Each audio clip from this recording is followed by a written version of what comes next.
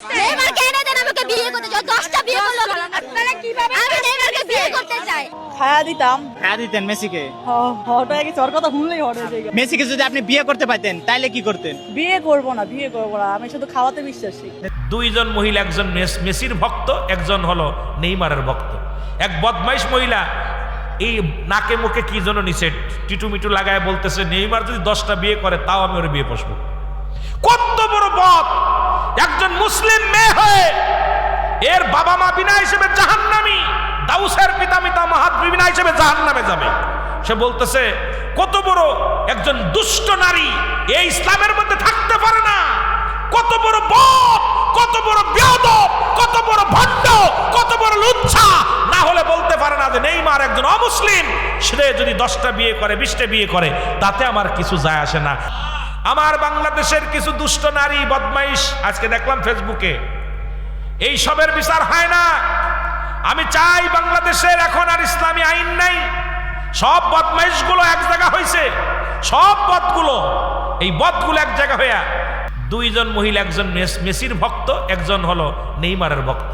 এক বদমাইশ মহিলা এই নাকে মুখে কি যেন নিচে টিটু মিটু লাগায় বলতেছে, নেইমার যদি 10টা বিয়ে করে তাও আমি ওর বিয়ে বসবো। কত বড় বদ! একজন মুসলিম মেয়ে হয়ে এর বাবা মা বিনা হিসেবে জাহান্নামী, দাউসের পিতা মাহাত বিনা হিসেবে জাহান্নামে যাবে। সে বলতেছে কত বড় একজন দুষ্ট নারী এই ইসলামের মধ্যে থাকতে পারে না। কত বড় বদ, কত বড় বেয়াদব, কত বড় ভণ্ড, কত বড় লুচ্ছা! না হলে বলতে পারে না যে নেইমার একজন অমুসলিম, সে যদি 10টা বিয়ে করে 20টা বিয়ে করে তাতে আমার কিছু যায় আসে না। 1 ঘন্টার জন্য বিয়ে বসবে। চিন্তা করছেন?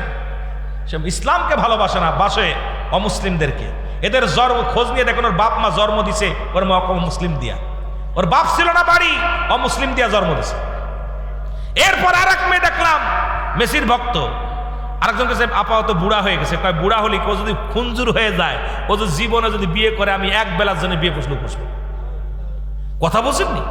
যাদের রুচি এইরকম, সেই সমস্ত পতিতালার মেয়েরা ইসলামকে নিয়ে উল্টাপাল্টা কথা বলে, সেই সমস্ত নারী পুরুষেরা ইসলামকে নিয়ে, কোরআনকে নিয়ে কুটুত্ব করে।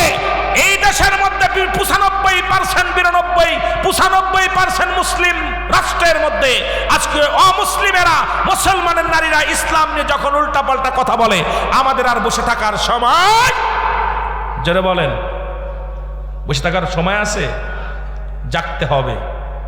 জাগো সুন্নি মুসলমান, জাগো সুন্নি মুসলমান, এর ময়দানেতে প্রমাণ হবে, ময়দানেতে প্রমাণ হবে তোমার আসেনি ঈমান।